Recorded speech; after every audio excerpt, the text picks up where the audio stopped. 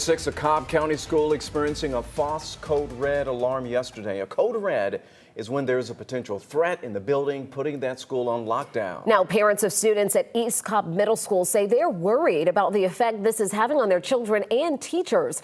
And as 11 Alive's Paul Lucero explains, this isn't the first time a human error caused the alarm to go off.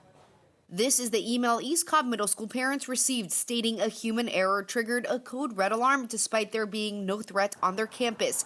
Currently, Cobb School staff authorized to use this wearable badge can send out an alert with clicks of a button through a system called Centegix. There was a lot of confusion around, was this real? It wasn't a drill because they announced their drills. For 5 minutes, teachers at this school could only assume that this was the real deal. Co-founder of Watching the Fun's Cobb, Heather Tolley-Bauer, explains Cobb Schools invested nearly $3 million on Centegix after previously spending $5.3 million on Alert Point. That's a similar system the district said malfunctioned when 11 schools simultaneously received a false alarm in 2021. The Centegix system is our second system because the first one was riddled with problems and it never delivered on its promise. The idea of it is good, but is it the best product for our investment? I don't know. And as we've reported, this is not the first time a human error triggered a false code red alarm. In May, Jana Jensen's 3 kids went through one. Really hard to hear that your kid thought they were going to die that day, while they were at school. Jensen says her then first grader, third grader, and fifth grader at Bullard Elementary were traumatized after the false code red.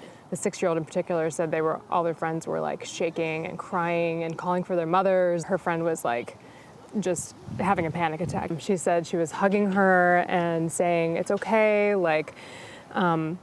if we're going to die, at least we're together. During the State of Education earlier this week, Cobb School Superintendent Chris Ragsdale said he wants the district to focus on more code red drills. There was a lot of concern about the emotion, the stress, and those kind of things. Quite honestly, I want code red drills to become just like fire drills. Oh, it was terrifying. I think it was almost exactly a year after Uvalde happened. 11 Alive reached out to the school district for comment. A spokesperson sent us the same message that was sent out to Cobb Middle School parents via email.